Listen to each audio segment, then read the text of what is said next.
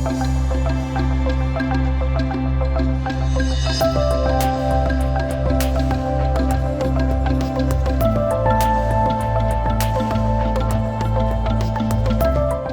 bienvenue pour ce premier webinaire où j'ai le plaisir d'accueillir dans nos locaux Patrice Bijard, qui est délégué sécurité du numérique pour la région Île-de-France à l'ANSSI, l'Agence nationale de sécurité des systèmes d'information. Et en fait, vous nous faites le plaisir d'être physiquement présent avec nous aujourd'hui parce que vous êtes tellement sécurisé à l'ANSSI que vous n'arriviez pas à vous connecter à nos systèmes. Donc on va faire un peu comme les conférences de presse du jeudi soir avec le Premier ministre et puis tous les ministres qui défilent. On alternera nos masques en fonction des questions et des réponses. Alors, effectivement, faire face aux nouvelles cybermenaces, on voit que le renforcement des usages liés au travail à distance et puis le déploiement de nouvelles solutions numériques pendant la crise s'est accompagné d'une recrudescence des cyberattaques. Il y a toujours des gens qui profitent de la situation. Donc finalement, on se pose la question, quelles sont les vulnérabilités, les nouvelles vulnérabilités apparues pendant la crise? Et puis surtout, en quoi un établissement scolaire serait-il une cible potentielle? Parce que oui, les États, les collectivités, les hôpitaux, l'éducation nationale, on l'a vu un peu hier, mais pourquoi un établissement scolaire et comment on pourrait s'appuyer sur les ressorts de ce fameux RGPD qui est entré en vigueur il y a quelques années pour mettre en œuvre une vraie démarche de sécurisation? Alors, pour commencer peut-être, Monsieur Bijard, pouvez-vous nous rappeler en 2 mots ce qu'est l'ANSSI et quelles sont ses principales missions? Oui, tout à fait. D'abord, merci pour l'invitation. C'est un plaisir de pouvoir s'adresser à autant d'établissements en une fois. C'est toujours très intéressant pour l'ANSSI de pouvoir communiquer largement.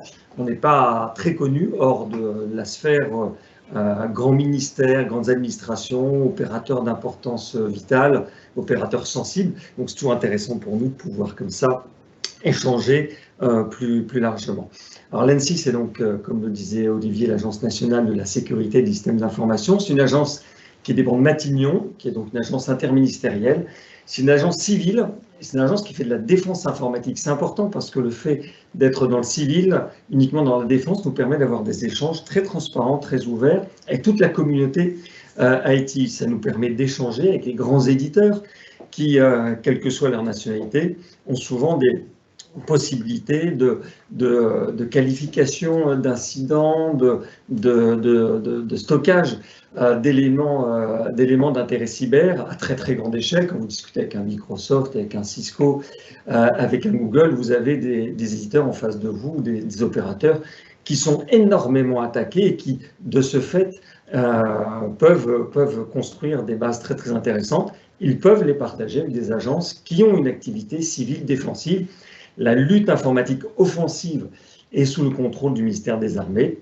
On est vraiment dans la pure défense informatique dans un monde civil. L'ANSSI n'est pas du tout une agence de renseignement. Elle est là pour partager avec le plus d'acteurs possible l'ensemble des éléments que nous développons dans le monde cyber. L'ANSSI a des activités à la fois en amont et en aval. On fait beaucoup de préventifs. On produit énormément de guides. Je ne peux que vous inviter à aller chercher sur notre site sur lequel vous trouverez une richesse éditoriale tout à fait importante sur tout un ensemble de sujets, de solutions ayant trait à la sécurisation de vos réseaux, de vos systèmes d'information. Puis en aval, l'ANSSI est parfois vu un peu comme le pompier, entre guillemets, cyber de l'État, puisqu'on peut intervenir sur des incidents importants. On intervient physiquement sur site une petite dizaine de fois par an sur des incidents importants qui vont toucher des administrations, des opérateurs sensibles, mais aussi parfois des entreprises ou des entités de la sphère publique qui ne sont pas nécessairement nos bénéficiaires habituels, mais qui sont dans une situation tout à fait critique et qui ont fait à ce moment appel à l'ANSSI. Alors la question que vous pouvez vous poser, c'est est-ce que vous, en tant qu'établissement, vous pouvez contacter l'ANSSI? Est-ce que si vous avez un incident, l'ANSSI peut intervenir? La réponse, elle est à la fois oui et non. Oui, vous pouvez le signaler. Il est même important de le signaler à l'ANSSI. Si vous signalez à l'ANSSI, et la vitrine officielle de l'ANSSI, c'est ce qu'on appelle le CERT-FR. Là encore, c'est un onglet qui clignote sur notre site web. Il permet de signaler un incident. On est toujours intéressé à l'agence de recevoir ces signalements, de recevoir des éléments techniques que vous pourriez nous envoyer. Et en retour, on vous accompagne, on vous aide sur des bonnes pratiques, des conseils sur les mesures prioritaires, des mesures d'urgence, des mesures de durcissement à long terme. Ce support se fait à distance, mais il y a tout à fait possibilité, dans la mesure où vous signalez l'incident, d'avoir un certain niveau d'assistance de la part de l'ANSSI. Donc je ne peux que vous encourager à signaler tout incident qui vous semblerait important. Puis pour terminer, sur le site de l'ANSSI, vous trouverez aussi un catalogue de produits et de services qualifiés par l'ANSSI. Ce sont des produits dont la robustesse a été éprouvée par nos laboratoires et qui vous permettent, voilà, un catalogue qui vous permet d'accéder en tout cas à des produits et des solutions qui pourraient contribuer à la sécurisation accrue de vos réseaux. Voilà, j'espère ne pas avoir été trop long sur la présentation de l'agence. Merci beaucoup. Je signale effectivement que quand un établissement subit un problème de sécurité informatique, l'OGEC, généralement, nous saisit, UDOGEC, UROGEC, FNOGEC, et c'est là où nous, on peut faire des liens aussi avec vous dans ce genre de situation. Alors, les membres du réseau de la Fédération des OGEC, peut-être vous reconnaissent, vous avez déjà eu l'occasion de participer il y a 3 ans, en 2018, à notre journée gestion annuelle sur le thème de la sécurité des systèmes d'information, enfin, c'était le thème sur lequel vous interveniez, et comment se prémunir contre les risques majeurs. Et vous aviez fait une présentation très intéressante. 3 ans plus tard, la crise sanitaire passe par là. Comment, finalement, ont évolué ces risques majeurs que vous évoquiez à l'époque? Ce qui s'est passé, finalement, est une confirmation de ce qu'on pressentait depuis la fin des années 2010. Depuis 2016, depuis 2017, on voit une professionnalisation accrue dans le monde des hackers, avec une spécialisation des hackers en fonction de l'objectif recherché. Une question aujourd'hui que beaucoup se posent, c'est est-ce que finalement je suis une cible? Est-ce que je peux être attaqué? Ce qu'on voit aujourd'hui dans la façon dont les hackers s'organisent montre que oui, tout le monde aujourd'hui peut être concerné. Vous avez vu récemment des collectivités territoriales qui ont été attaquées, des hôpitaux, des établissements de santé qui ont été attaqués. Les établissements de santé ne payent pas de rançon. Vous pouvez vous douter qu'aujourd'hui, un hôpital a autre chose à faire que de payer une rançon, d'aller essayer d'acheter des bitcoins ou autres monnaies virtuelles pour négocier avec des hackers.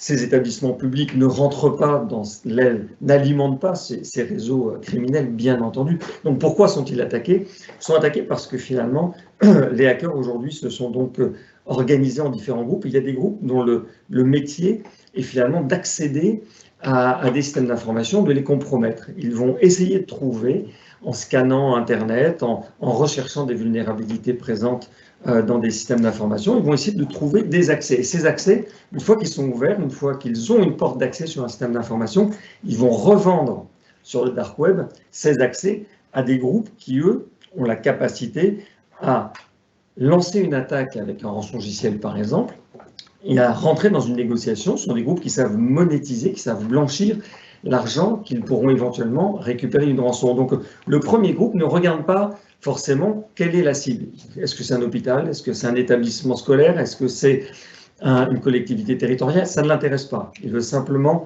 compromettre des réseaux et revendre ces accès compromis à des groupes qui, eux, derrière, vont tenter de le monétiser. Et c'est ce qui fait qu'aujourd'hui, les attaques sont si nombreuses auprès d'établissements qui, a priori, ne sont pas du tout des établissements censés payer une rançon, qui peuvent maintenant atteindre des montants très importants. Le groupe Campari, là, les fameux alcools italiens, a été victime d'un rançongiciel l'année dernière. Le montant de la rançon était 14 millions d'euros. Donc on atteint des montants extrêmement importants. Voilà, mais Campari est attaqué, l'hôpital de Dax est attaqué, tel collège est attaqué, telle collectivité. Aujourd'hui, c'est assez difficile de suivre tout ça. Donc ça c'est confirmé. Et puis, avec la crise sanitaire, on a vu apparaître, et on en est tous aujourd'hui acteurs, un télétravail et un urbanisme numérique bien plus important, ce qui représente d'une certaine façon l'augmentation de la surface d'attaque pour les attaquants, parce qu'aujourd'hui, pour les responsables d'établissement que vous êtes, il devient difficile de dire exactement où s'arrête votre système d'information, puisqu'il va jusque finalement les domiciles de vos enseignants, voire de vos élèves, de tous ceux qui vont se connecter sur vos sites. Donc une surface d'attaque qui a augmenté, ce qui a évolué aussi par rapport à il y a 3 ans. Et ça, c'est positif, c'est qu'il y a vraiment une prise de conscience qui est maintenant généralisée. La preuve aujourd'hui, ce type d'événement montre que tout le monde est totalement conscient de la situation.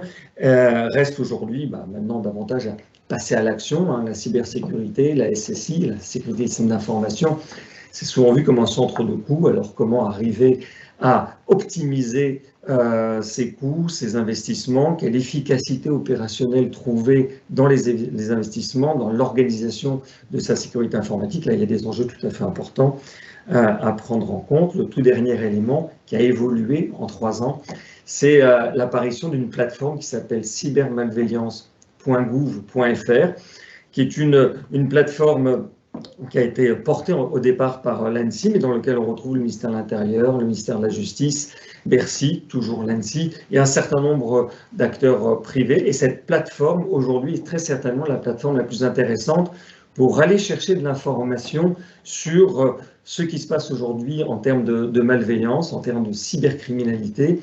Vous trouvez énormément de conseils, de bonnes pratiques, des kits de sensibilisation extrêmement complets et très bien faits pour vous, pour vos collaborateurs, pour vos enseignants. Donc je ne peux que vous inciter à vous tourner sur cette plateforme qui est cybermalveillance.gouv.fr. Merci beaucoup. Donc effectivement, profiter de des temps calmes pour se prémunir, plutôt que se retrouver directement confronté à un problème et se dire mince, comment je réagis, j'avais pas anticipé. Alors on voit bien que la Covid, je ne sais plus, Covid-19 a bousculé les enjeux de la transformation numérique dans laquelle la plupart de nos établissements étaient déjà engagés. Une digitalisation accélérée de nos environnements de travail, le télétravail, la visioconférence, le nomadisme, qu'on appelle le bring your own device, c'est-à-dire qu'on a son ordinateur et on se balade avec, soit chez soi ou à l'école, et d'où ça peut créer des accès, comme vous dites, des failles. Alors, nos usages se sont multipliés, qui dépassent du coup la frontière entre le pro et le perso. Finalement, quelles sont les nouvelles vulnérabilités, s'il y en a, si elles ont évolué, dont les pirates informatiques, les hackers, ont profité et profitent encore pendant la crise, et en fait dont nous devrions avoir conscience au quotidien, et quelles finalement les bonnes questions à se poser pour éviter de se retrouver dans le vif du sujet, enfin confronté au problème, quoi. Alors, la crise sanitaire a provoqué une flambée des tentatives d'arnaque. Aujourd'hui, il est un petit peu tôt pour dire si la crise sanitaire a déjà un impact sur des grandes attaques cyber. Il n'y a pas de lien avéré entre les attaques que l'on peut voir aujourd'hui dans la presse, le CNED tout récemment, les hôpitaux, les collectivités, beaucoup d'entreprises. On ne fait pas encore un lien entre ces attaques et la crise sanitaire. Ce qui a été flagrant, parce qu'on a noté une augmentation de plus de 400% du nombre d'arnaques qui ont joué sur la crédulité des gens, sur l'angoisse par rapport à la crise sanitaire. Il y a déjà plus d'1 an, des sites web ont été fermés, des personnes ont été arrêtées parce qu'ils vendaient déjà du vaccin sur Internet, et ça peut faire un peu sourire quand on se remet un an en arrière, mais un fraudeur, entre guillemets, en tout cas un arnaqueur, avait quand même récupéré plus d'1 million d'euros sur un site web qui vendait du vaccin au mois de mars 2020, fin mars 2020. Donc ça montre la crédulité, et on a vu énormément de tentatives d'arnaque là-dessus.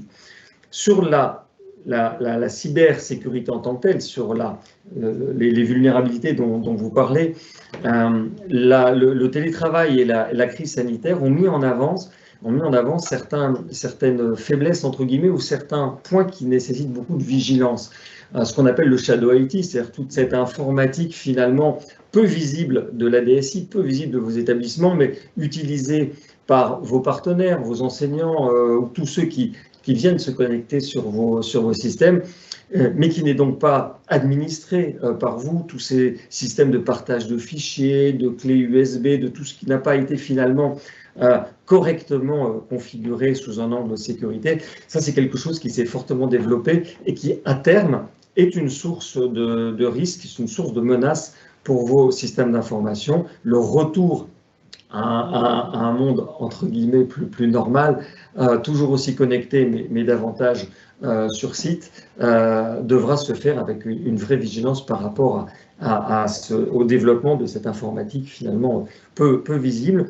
Le télétravail et tout ce qui en suit nous rappelle aussi l'importance d'avoir des mots de passe beaucoup plus complexes, d'être plus vigilant sur les mots de passe. Il y a un certain nombre d'attaques qui arrivent aujourd'hui où finalement vos enseignants ou des personnes qui se connectent sur votre site au quotidien utilisent le même mot de passe pour d'autres systèmes, pour d'autres services, vers d'autres plateformes. Et si finalement une autre plateforme est attaquée et se fait voler les identifiants de ses clients, les attaquants vont récupérer le mot de passe et les identifiants finalement de quelqu'un qui vient se connecter chez vous et vous serez attaqué parce que votre enseignant se fera usurper son identité numérique, alors que c'est une autre entité qui a été attaquée. Vous serez attaqué par rebond parce que trop de personnes utilisent finalement les mêmes mots de passe, quels que soient les services. Donc là, il y a une grande vigilance et de la sensibilisation importante à faire, encore une fois, sur les mots de passe.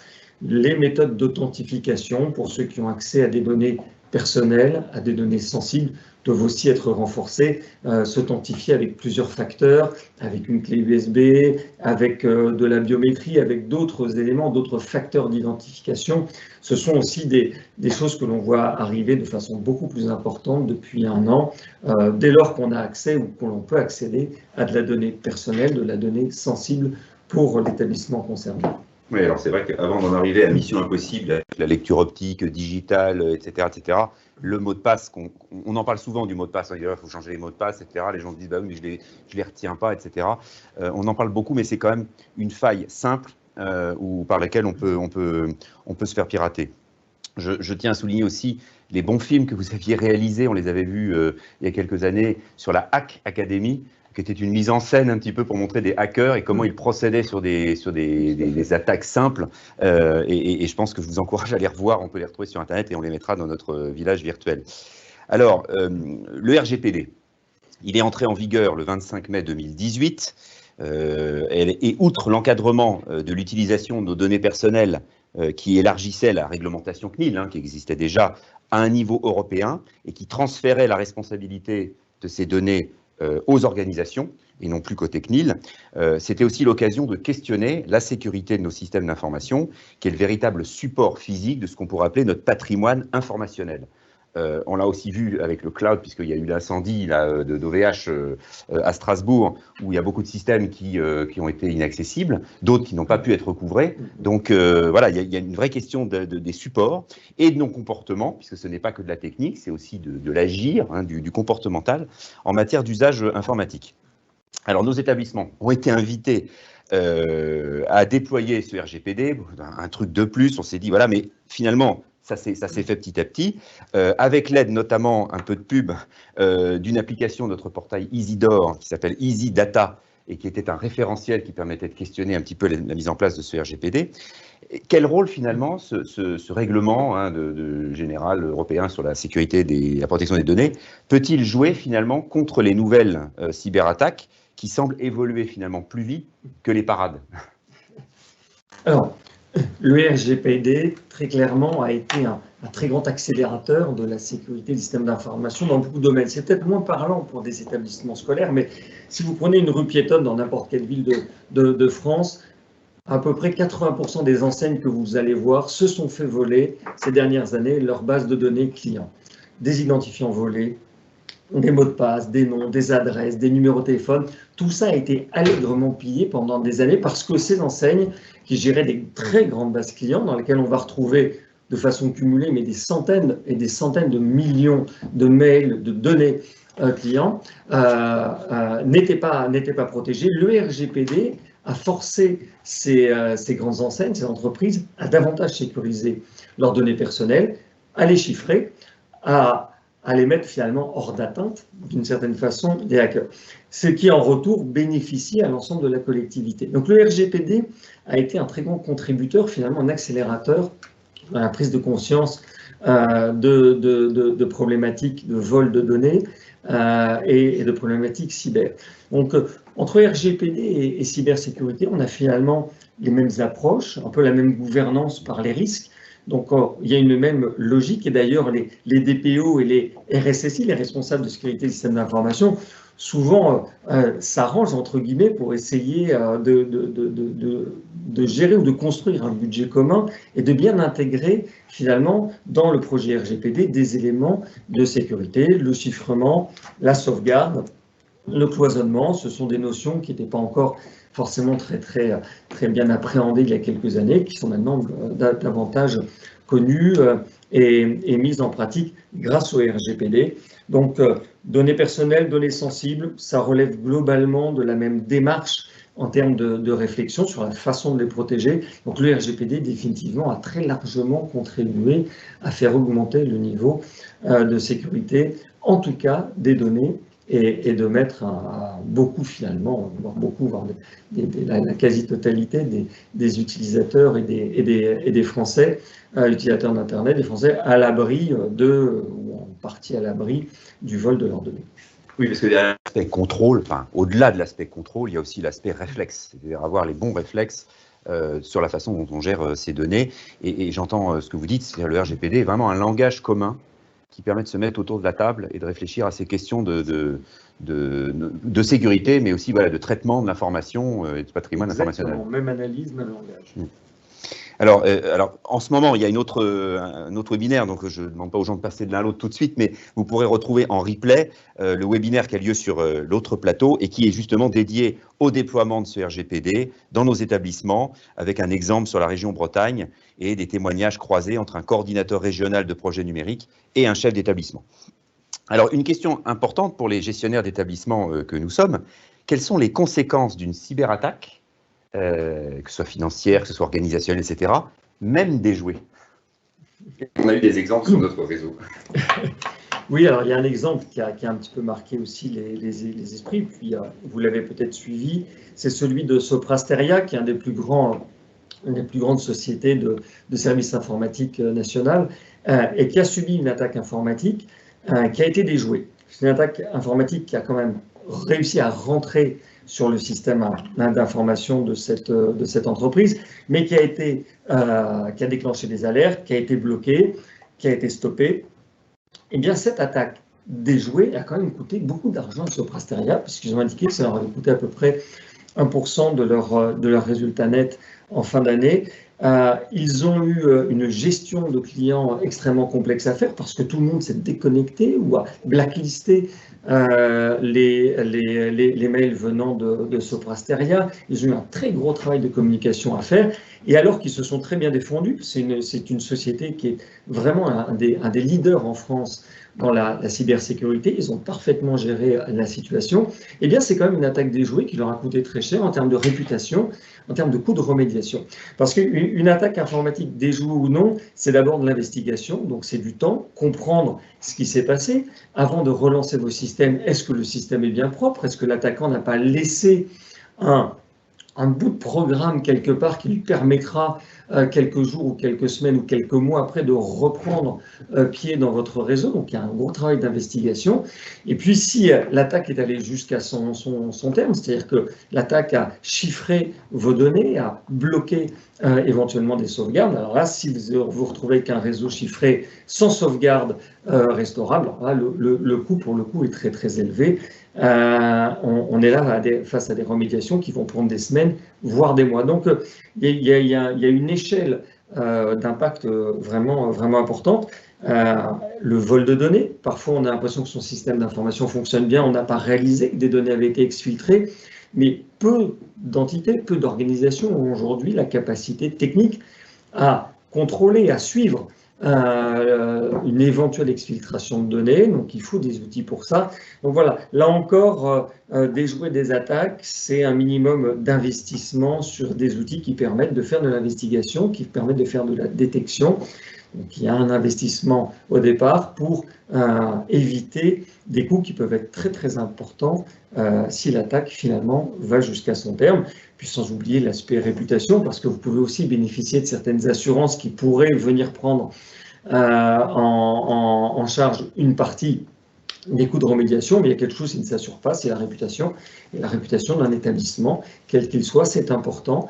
Ça peut faire peur à certains partenaires ou aux bénéficiaires de vos services en tant qu'établissement. Donc là, c'est quelque chose qui ne s'assure pas la réputation. Donc c'est quelque chose d'un petit peu difficile à évaluer en termes d'impact, mais qui fait partie de l'équation à un moment ou à un autre.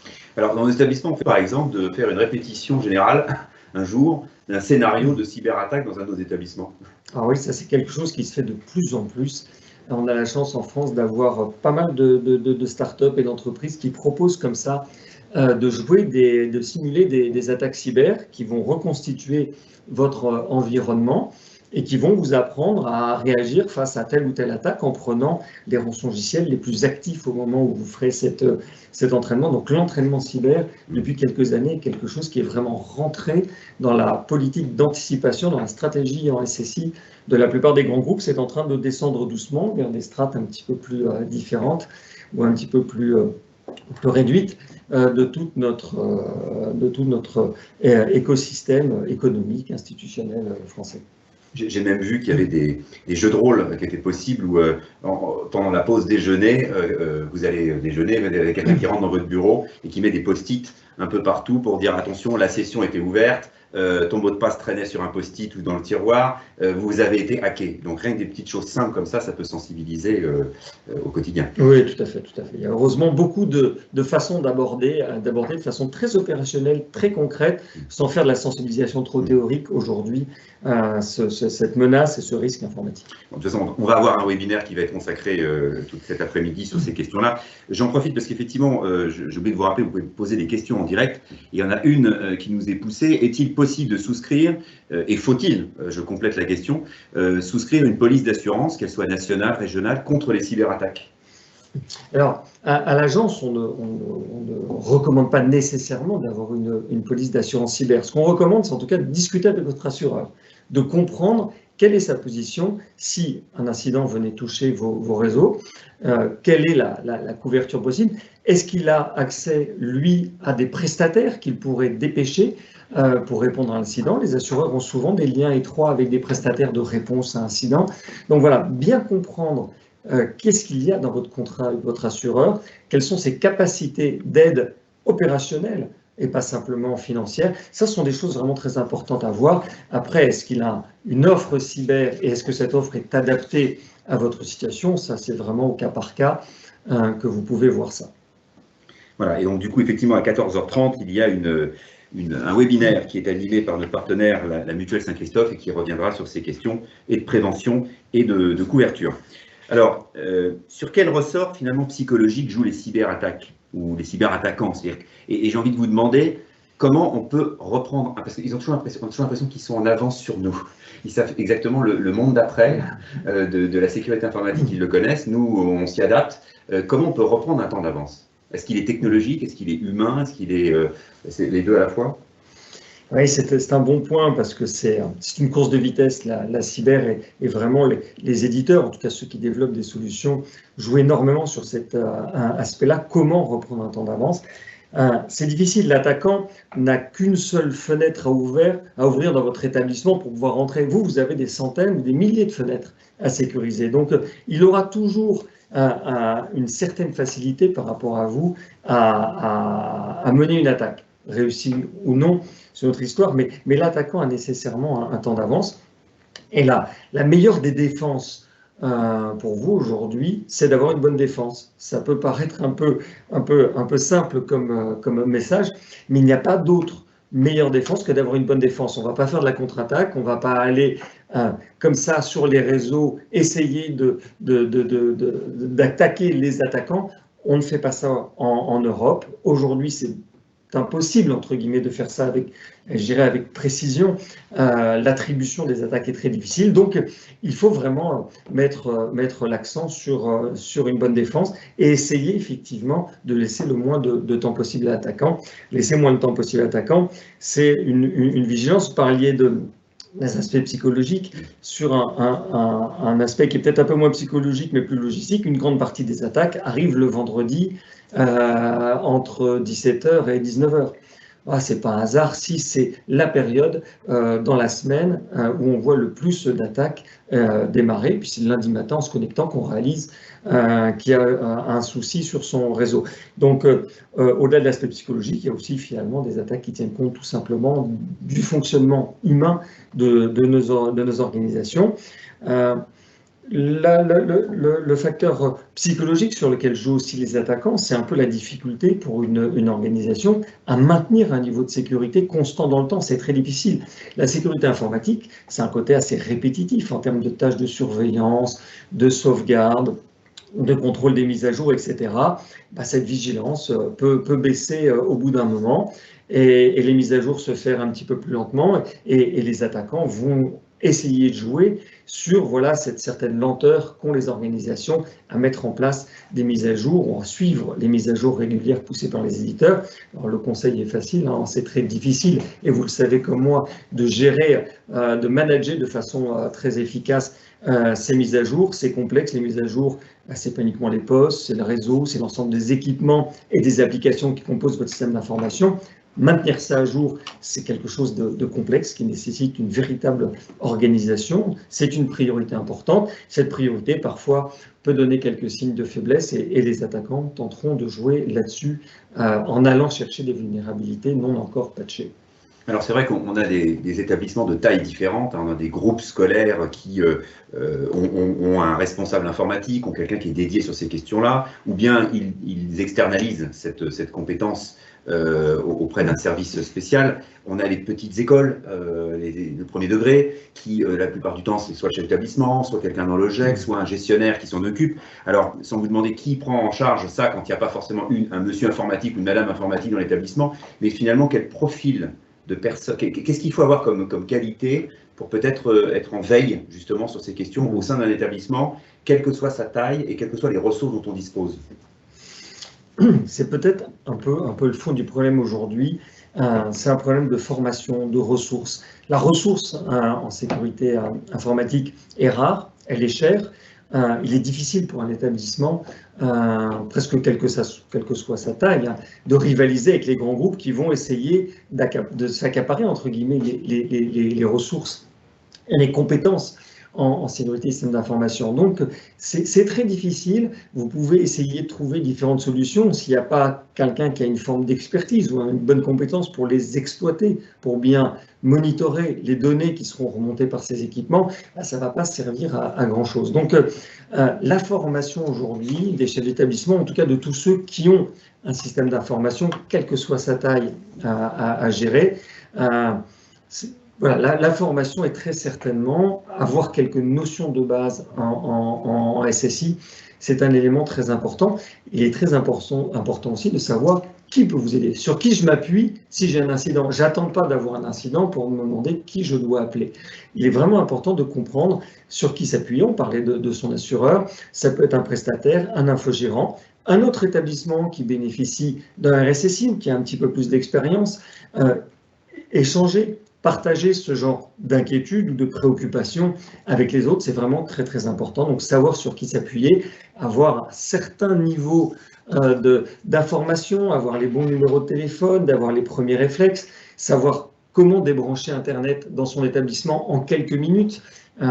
Quelques minutes, ça peut sauver plusieurs postes. Si on ne sait pas bien comment déconnecter son système d'information immédiatement d'Internet, si on suspecte une attaque ou un incident, on va perdre quelques minutes précieuses qui risquent de compromettre une partie plus importante du système d'information. Donc, il y a certains gestes, certaines mesures à comprendre, à anticiper, quel que soit finalement son niveau de compétence en sécurité informatique.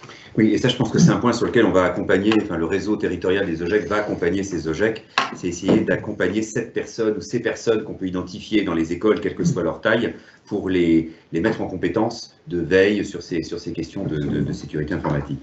Alors, je ne sais pas s'il y a des questions qui arrivent de Non, ça a l'air très clair sur ce que vous dites.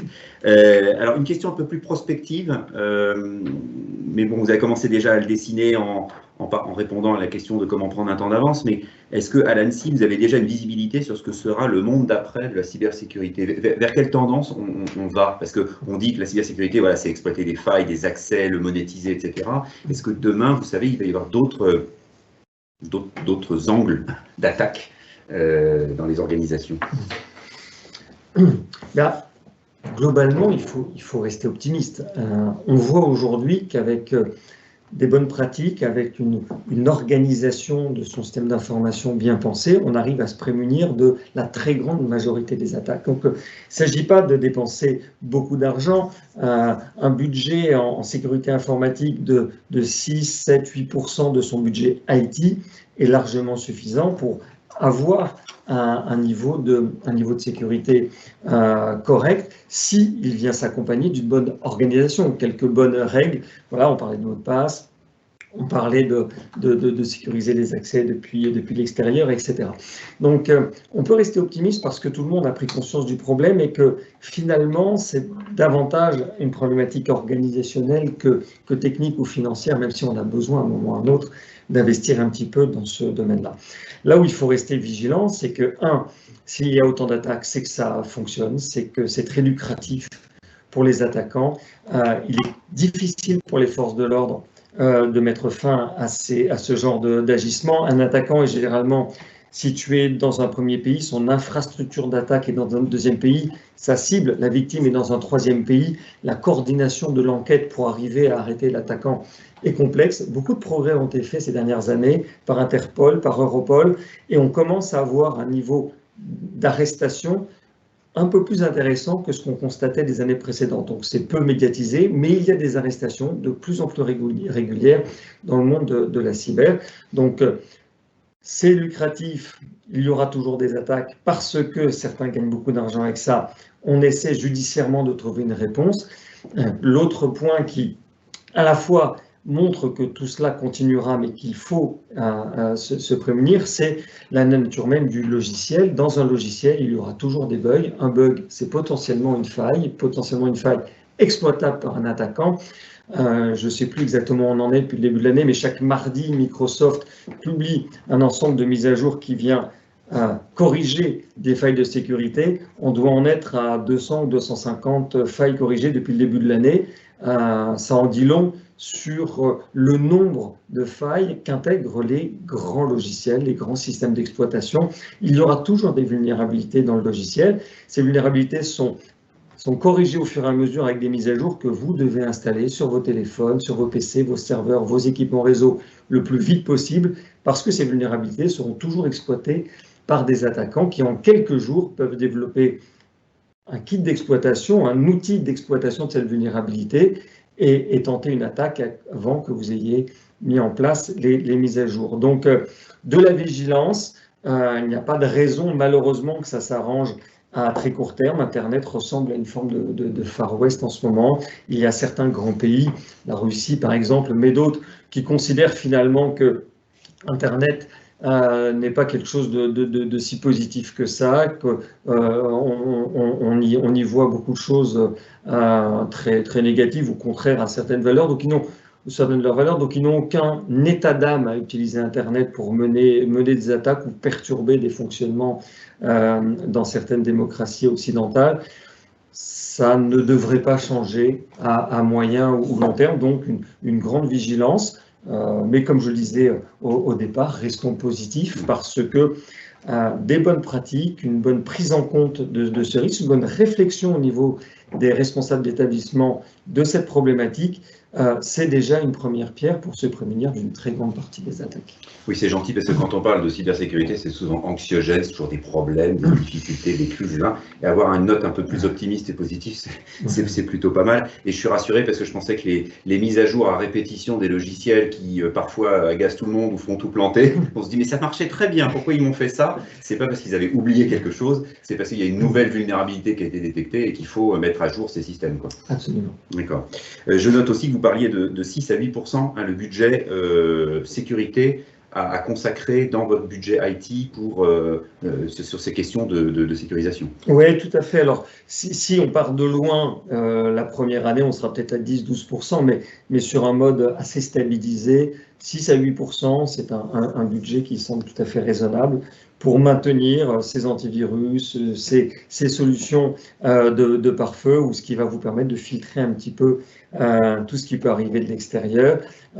Parmi les premières mesures, pour ceux qui sont plus en train de démarrer leur réflexion en la matière, on recommande aujourd'hui d'essayer de voir comment vous êtes vu par les attaquants. Comment, depuis Internet, les attaquants voient vos systèmes d'arriver. Il y a beaucoup de petites solutions, certaines sont même gratuites, certaines sont proposées par l'ANSSI, qui permettent de scanner finalement l'exposition Internet de certaines de vos applications, de vos messageries, des applications internes, mais qui s'appuient sur Internet. Voilà. Est-ce que ces applications sont visibles par des attaquants? Si oui, elles doivent être.